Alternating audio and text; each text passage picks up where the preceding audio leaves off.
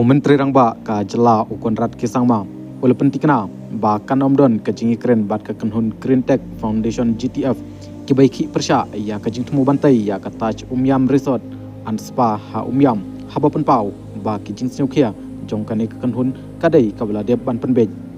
ka jing pentrai ya ki jing tai kan long ha ka caka bayeng ka Orchid Lake Resort bamanta bat ka saudong saukun bat ka mariang hapo ka deulonong kan long bej kumbejulong ong ukon rat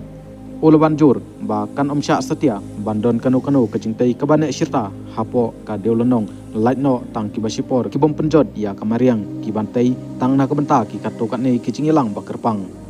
ukon rat ulu penpau ya kejing seusi ba ka GTF kampat hun setia ya kejing kular jong ka sorkar batong kalong ka baseusi ba kimpat sneu hun namar kani kadai kejing syah halor kani kekam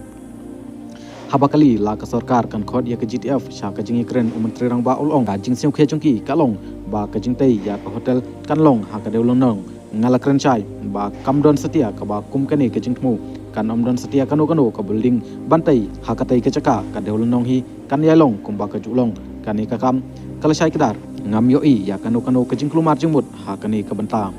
halor ka jing keno ba pomding ukon rat ulong ba kani kadai ka kam jong kiru shimet haba penpau ba ka company ka badon beta bat ka project kam don kti setia ya kani ka kam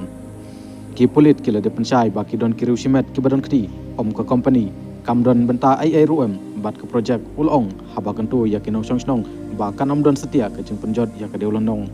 ula kentu ya kinong ekhi ba kini trailang haba penpau ba ka project hi katmu ban kentiu ya ki kam jong kai hapo ka jela ka GTF kaladon hapdeng ka jingsha thangan ba klemput nadu ka pratrik wieyong habadawa ban pensange no ya ka projek namar ka jingseu khia ya ka jingjot ka mariang